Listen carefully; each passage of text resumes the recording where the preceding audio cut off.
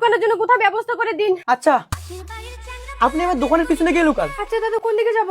এই উপর দিয়ে আসেন। আচ্ছা, আপনার এদিকে কোনো কুমারী মেয়ে আসছে? না দাদা, কোনো মেয়ে আসে না এখানে। দিদি, গুন্ডা চলে গেছে। সত্যি তো?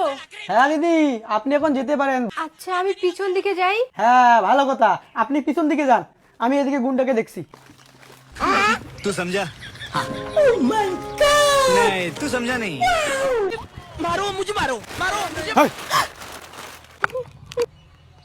দেখো কতগুলো জিনিস নিয়ে যাচ্ছি।